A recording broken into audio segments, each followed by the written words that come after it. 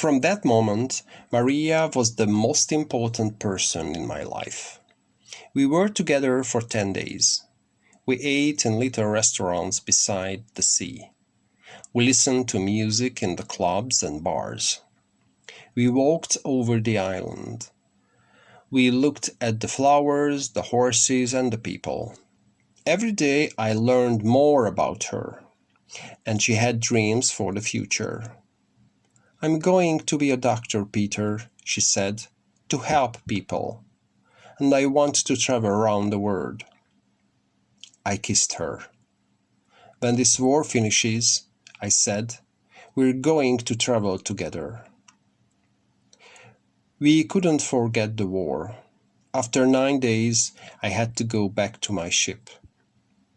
On my last afternoon, Frank drove us up to the hills near Luga, and Maria and I walked together for an hour. It was spring. The sun was shining, and the hills were bright with flowers. But we didn't see the colors around us. We sat quietly together.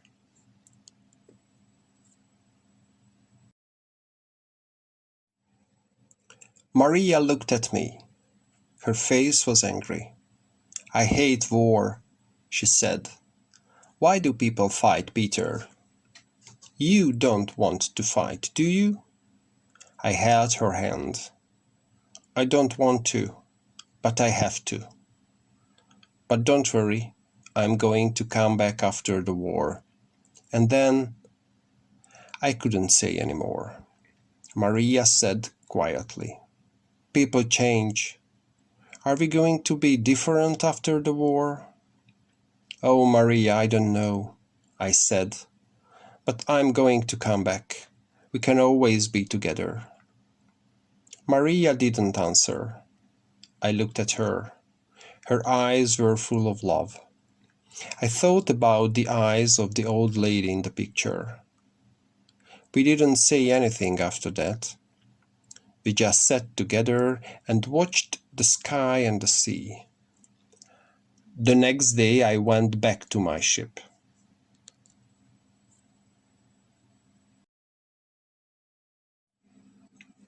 For many months our ship was in the center of the war.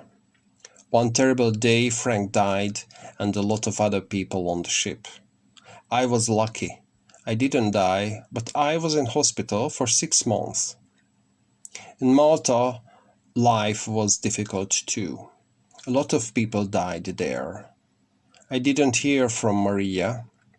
Perhaps she... But I couldn't think about that. I wanted to write to her, but in hospital I couldn't. Then I was afraid. The war finished and I left the Navy. I lived with my mother in Cornwall, but I was not happy. One day Mother said, "Peter, you must go back to Malta. You're thinking about Maria all the time, I know." That night I couldn't sleep. I was thinking about Malta, about Maria. The next morning I knew. Mother was right. Only Maria was important in my life, and I had to find her again. I bought a boat ticket to Malta, and in a week I was in Valletta. When I arrived, it was very late. I couldn't visit her. I stayed in a hotel near the sea, and the next day I got a bus to her father's cafe in Sliema.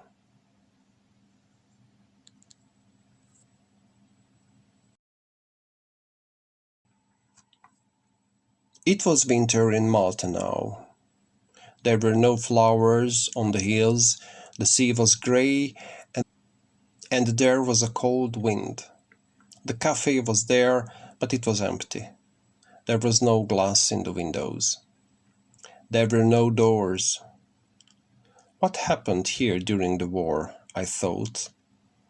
I was cold in my thin coat. Where was she? How could I find her? I went back to Valletta, and I walked slowly through the streets of the town. I stopped outside a big hotel in the town center. There was a party with music and dancing. People were singing and laughing. I was cold, and I went into the hotel for a cup of coffee. I was sitting in the hotel restaurant when I heard a shout. The people from the party were running into the street, and a lot of cars were stopping noisily outside the hotel. They had lots of flowers on them. I stood up and looked out of the window, and I saw my beautiful Maria with a young man. She was wearing a long dress, and she had some flowers in her hand. The young man was wearing an expensive suit, and he had a flower too. I knew immediately. This big party was for Maria, and she was married to the young man. I sat in the restaurant until it was quiet again. All the people went away. Then I walked slowly back to the port. A boat was going to England the next day. I sat in a cafe by the sea. I couldn't read or write or think about anything. I've lost Maria, I thought. Why am I still alive?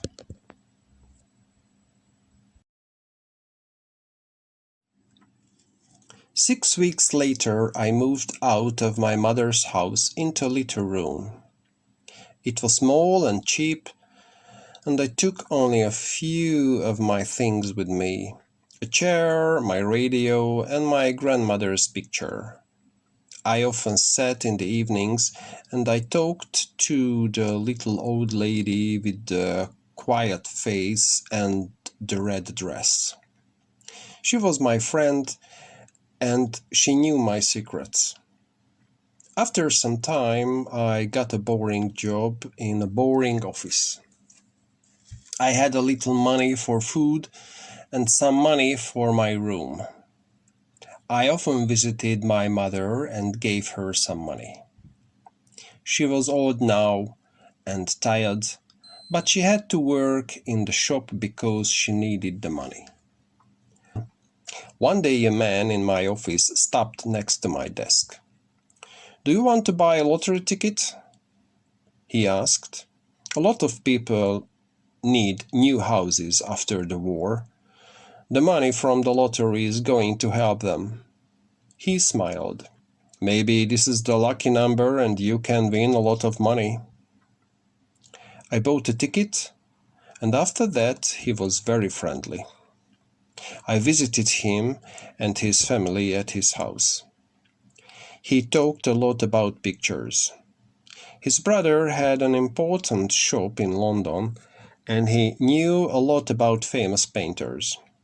One day he came to my room to have a cup of coffee. He looked at my little room, and immediately he saw my old lady. He went very close to her and looked at her carefully for a long time. Then he said, "Where did that picture come from? I think it's something special."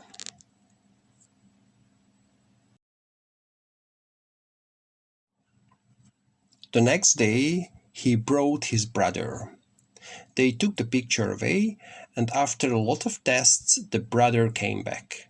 He was very excited. "Your picture is by Rembrandt," he told me. "You can sell it and get thousands of pounds." For 2 days I sat in my room and looked at the old lady. She smiled quietly at me, and I thought she was saying, "You must do the best thing. I am your friend." I didn't want to sell her. I couldn't. She was the best thing in my life. She was a part of my life from the beginning, and I needed her more than I needed the money. But then I thought, with the money, I can help my mother. I can buy her a house, She can leave the shop, and she can have a holiday. The next day I knew the answer. I had to sell the picture.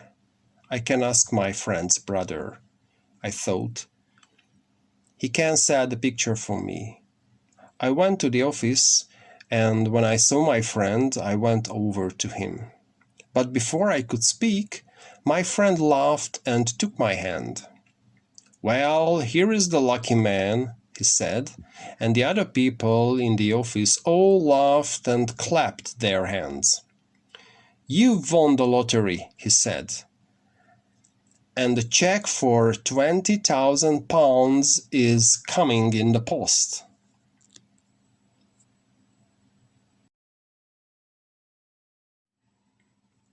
That evening, when I went back to my room, the old lady looked happier. And behind the front door was a letter from Malta. It said, "My darling Peter, what can I say? When Frank died, I thought Peter is dead too." There were no letters. My older brother was here before Christmas. He came from America, and we had a big party for him. Now he has gone back. My father saw you in Malta at that time.